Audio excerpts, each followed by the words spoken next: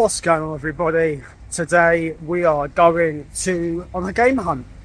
I thought I'd do something a bit out and about for a change. So yeah, I'm heading to my local CEX, see what they have, and then head to the other local CEX and see what they have. Let's go. What's going on, everybody? Welcome to Command and Console.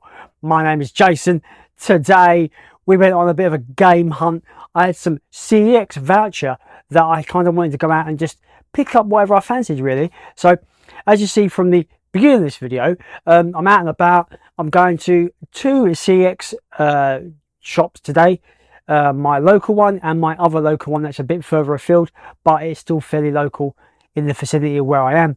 So I don't have any footage for the first CEX, but I do have footage for the second CEX. I think this was a very successful kind of day out, really. I went out, did some things I had to do, you know, day-to-day stuff as you do, but like I thought, you know what, I don't want to go home yet. I'll stay out and I'll go and have a look about the CEX stores and see what I can pick up from the game collection with my, wait for it guys, £100 voucher.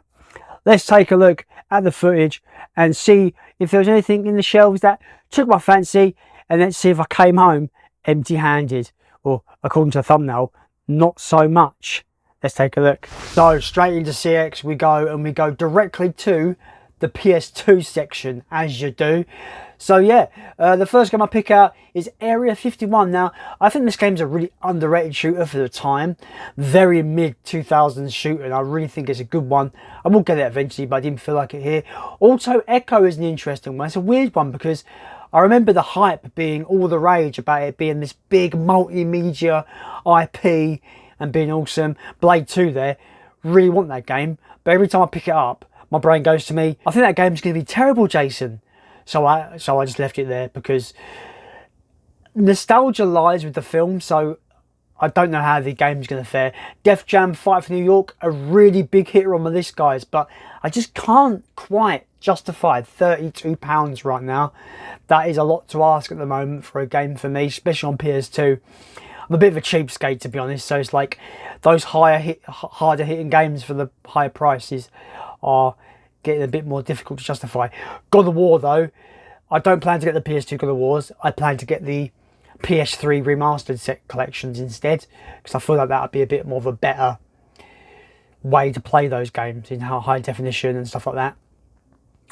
But yeah, Malice, I swear I've played that game before, but the cover art kind of niggles at some nostalgia there, but I don't remember it at all. So maybe it's fake nostalgia because maybe I've seen that cover quite a lot. Jurassic Park Operation Genesis, one of the better park builders in my opinion, and definitely worth £6. I don't get it in this video, but I do plan to own that game at some point. Operation Winback, an interesting one because it kind of one of the earlier games to really introduce like snap to cover kind of mechanics, other Gears of War. But I don't think it's very good. I almost bought it, but then I realised it's made by Midas and they made World Super Police, and that game was fucking dreadful. But I digress there. I've walked over to the PS3 section and I found one on our list, the Killzone Trilogy. 48 notes though. I wasn't sure that I wanted to pull the trigger today. Right, we're at the 360 section. I'm not sure how I feel about the 360 section and what I really am looking for. I do kind of check my curated collection list from time to time, but they have nothing on my lists at the moment. So I'm just looking for anything that kind of takes my fancy here.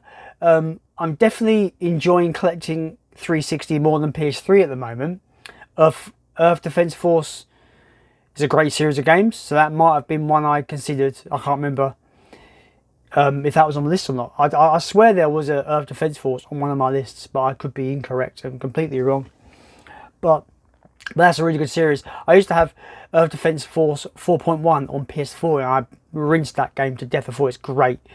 Now this game, Overture Guilty Gear 2, I went back to this game about 3 or 4 times and I'm so unsure of it because it doesn't look like it's the traditional Guilty Gear 2D fighter.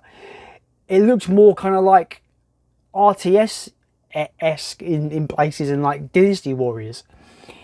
Lollipop Chainsaw there, £25 though, it's quite a lot of money. Canyon Lynch, hands down, I would say is one of the most underrated just action games from the 7th generation. I don't know why it got so much hate. I genuinely thought that was quite an enjoyable game. We move over to the PS5 section now. The PS5, I've still got a load of games I haven't really got to playing yet, so I've got a bit of a backlog. So I wasn't particularly looking to get a PS5 game, but I like to have a look because you never know when CEX reduce their prices on certain games. So some games that I kind of do technically want to get might have been reduced a bit more. Last of Us Part 1 remake is still up in the 40, you know, high 40s. So even though I'm kind of do want that game to a certain degree, it's not a desperation game that I need to get. Moving over to PS4, just looking for the usual Sony exclusives really. Nothing, you know, nothing sticks out to me really here. A lot of the usual stuff. I would like to go back to Cyberpunk. I had it for Xbox One. I would love to go back to it and start a fresh campaign with the new kind of updates and upgrades, that kind of stuff. So hopefully I will pick that up again down the road, and it actually might be a really enjoyable game when it's all patched up and stuff. There's a lot of interesting titles amongst the PS4 library, but nothing screaming at me today, unfortunately. Nothing is really screaming at me. You know, I would like to get stuff like, you know, Horizon Forbidden West maybe, but I'm not sure whether to get that on PS5 instead of the PS4 version. So that was the footage of CEX. I do like my further afield CEX. It's a bigger store. The PS2, Xbox 360 and PS3 sections tend to be a bit bigger. The PS5 section usually is a bit more kind of fuller with a selection, and the PS4 section is really good as well there. So I feel like with the footage you just saw, there was a lot going on in that shop, and I really am preferring that store. If I think about going to CEX, I usually would choose that store over my more closer variant store. But yeah, did I pick anything up? The thumbnail spoiled it, but yes I did, sirs and madams, yes I did. I've got quite a few actually. I've got 10 titles, count them, 10. That's right, people. A mix of consoles, 360, PS5, PS2, and some PS1 games, which is nice. I did go sort of to look for Master System games, but I didn't have any, so it was a bit of a lose there. So Master System seems to be a bit more difficult to find out in the wild at the moment, especially since I've got a Master System recently. If you'd like to check out the video, I'll link it at the end of this video. But yeah, yeah, got some great stuff here. Let's have a look at what I got. As I reach in the bag, the first title is called Wanted Dead. Now, this game was not on my radar whatsoever, but I watched a video on YouTube and it looks pretty fun. I don't think it's been reviewed very well, but I watched a channel that kind of really enjoyed this game, and he was talking about how it's generally pretty hardcore, a la Ninja Gaiden, because it's pretty much developed by the team who made Ninja Gaiden. I'm talking about the Xbox remake reboot of that series. But yeah, this looks really fun. It kind of looks like sort of like Devil May Cry-esque, Ninja Gaiden-esque combat, with more focus on guns, and you've got a sword in there and all. I do like the artwork. I think it's pretty cool. I like the pink. Don't really get many games that have a pink cover, but I like that. Yeah, it's by a company called, I don't know how to say it, Hoi? Is it Hoi? H-O-I? I'm guessing so. But yeah, it is from the makers of Ninja Gaiden and Dead or Alive. So hopefully it's got some pedigree there with concerns development. But I thought it looks like my kind of game. You know, I've got a thing for kind of like lower budget AA titles that may be a bit jank and have a lot of like charm to them and ambition, but maybe don't have the budget to exercise. I've told this before that, you know, they don't have the budget to exercise on their ambitions, but it adds charm to them. And I think this game, going by the footage that I've seen, looks exactly like that. So it could be that kind of jank that I actually can just put aside and really enjoy the game for what it is. So that is Wanted Dead. Is it? So that is Wanted Dead. Next up from the bag is Super Buster Move 2. Now, this wasn't for me. This was for my significant other. She remembers playing Buster Move all the time growing up. So, she picked this one out for the PS2 collection because she would really like to play it and be nostalgic and stuff. And this is what this collection is all about for me anyways, nostalgia, revisiting the games and consoles that I grew up with. Why not add my my partner's games in there as well? So that is Super Buster Move 2. As always, guys, you know me, it has to be complete with manual, which it is. It's even got this weird kind of like, send it off postage thing. Data link or something. This is the blue variant disc. I don't know how my PS2 will run the blue disc. I've not actually played the blue disc on my slim PS2, so I'm not sure how they will fare. I've heard they're a bit hit or miss with the blue discs. I probably will just get a fat PS2 at some point. But that's Super Buster Move 2. I feel like I've played this game before, or one of the Buster Moves, or a similar kind of clone game of its kind, basically. Next one out of the bag. Oh man, lots of nostalgia for this one. One of the first survival horror games I played on PS2 back in the day, Extermination. I love the foil. The foil cover there's pretty badass. Carries over to the back as well. Makes it kind of hard to read, to be honest, but for a Sony exclusive survival horror, I think this is a launch title if I remember correctly. From what I remember, it kind of runs your usual gamut of survival horror games, kind of like fixed camera angles and stuff like that. I think this was more kind of leaning into that more kind of action orientated side of things. You start the game with a automatic rifle, so that says that, I guess. I need to give this a second go. I've not actually played this game since I got a PS2 back in like 2002, 2003. It might be fun to go back to. Let me know what you think about Extermination in the comments, guys. Maybe it's a survival horror that is fun, or it could be one of those bad ones that I thought was good because my young mind doesn't know any better whether it's good or not. It might be alright, but it was definitely a nostalgia pick that I thought, why it's there. It's actually in really nice condition. Let's grab it. It's Extermination. Next up in the bag is the first Red Faction. Now, if you watched my Project PS2 episode from last week, you would have seen that I picked up Red Faction 2. So I had to pick up the original Red Faction. I think it's one of the better first-person shooters, specifically console first-person shooters of its era. I think it's really good. It's got that cool kind of destructible environment, albeit limited destructibility, but it's got it there, like you can tunnel your way through walls and stuff. I think it's pretty intuitive back in the day. But yeah, I'm really happy to get this. The shooting's fun, the weapons are awesome, and yeah, it's got that cool kind of destructive mining mechanic in there that I really like. But that's Red Faction 1. As you would expect, guys, it is complete with a manual. However, the manual's got initials on, and so does the disc, which is a bit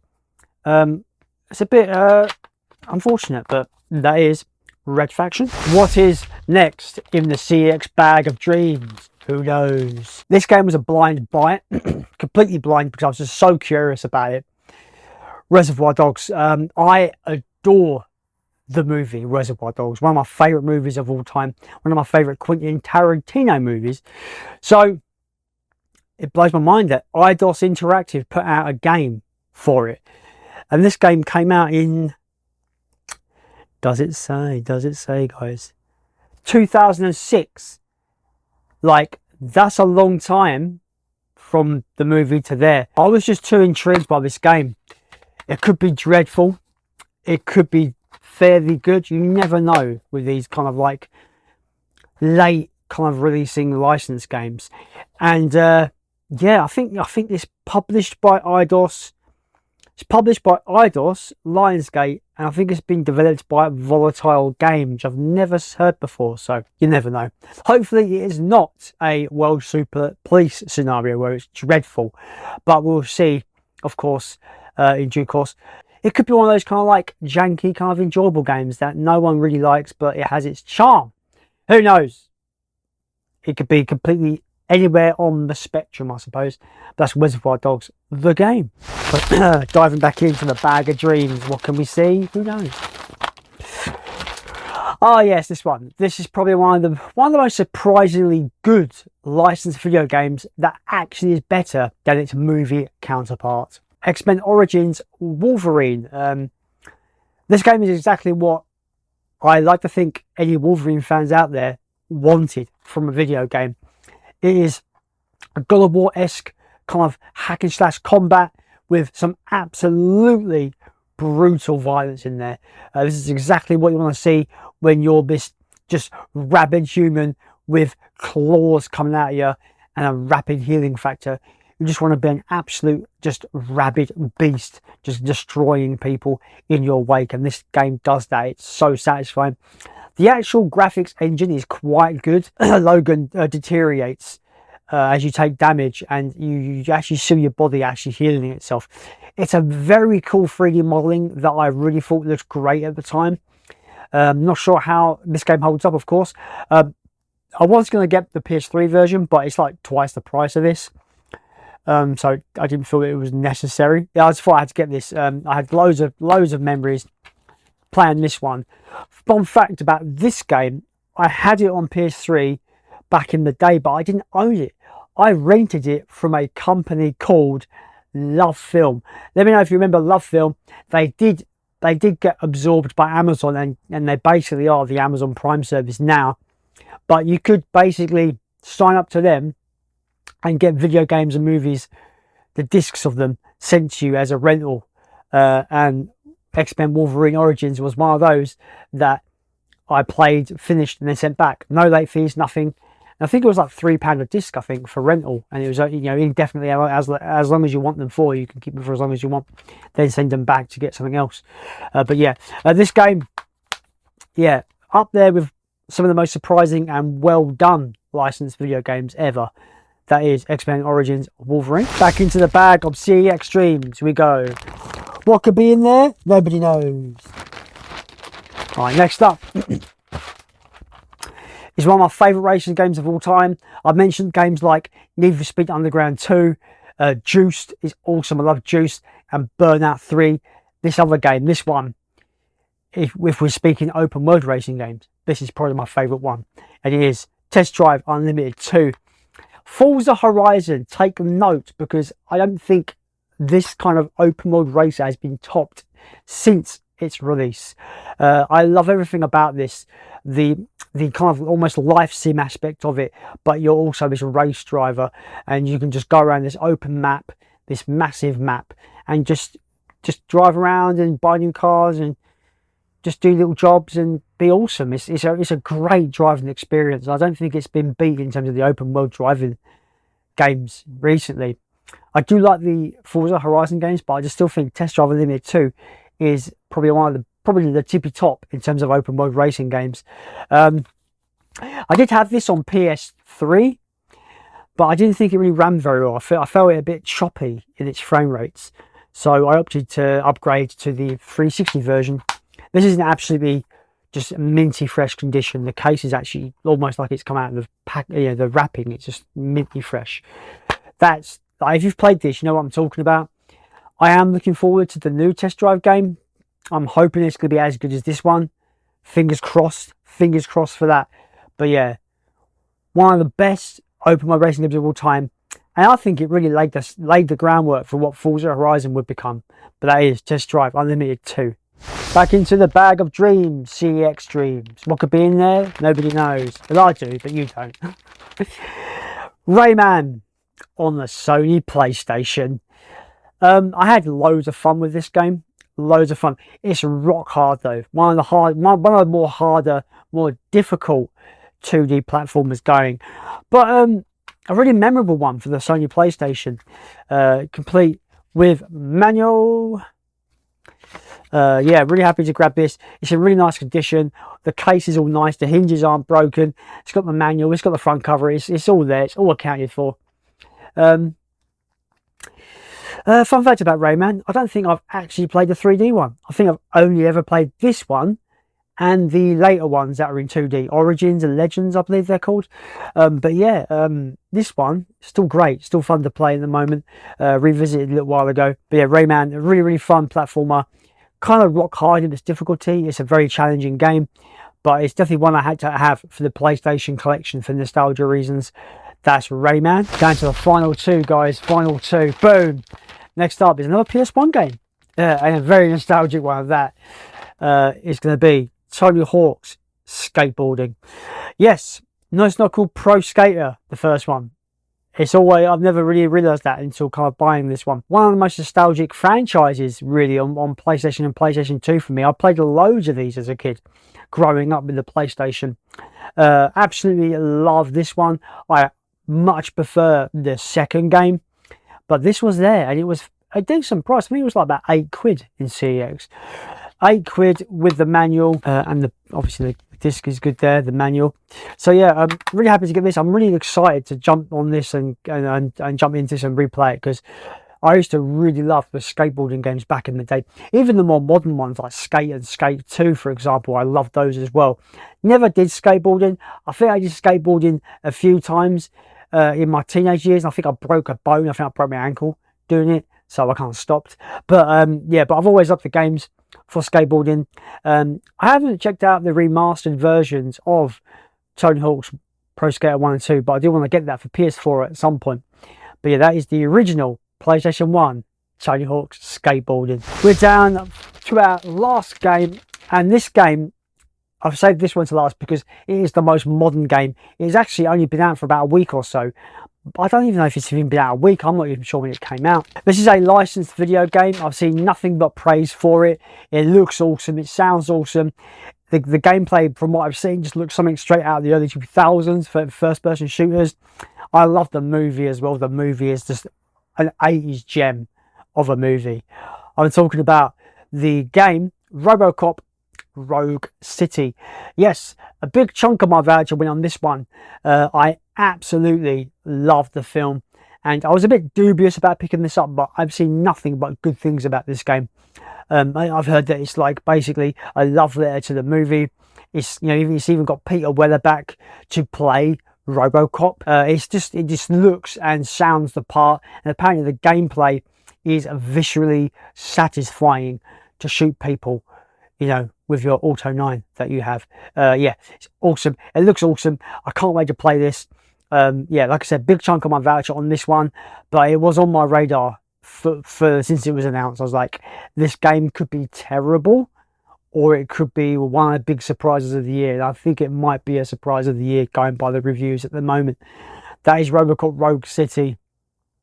I actually can't wait to play it. I might actually boot it up today and play it tonight. But yeah, that is RoboCop Rogue City. Those are the pickups for today's game hunt. I hope you enjoyed this video. If you would like to see other videos of how I started my PlayStation 2 collection, you can check out this playlist right here. And remember, guys, let's continue to build a games collection.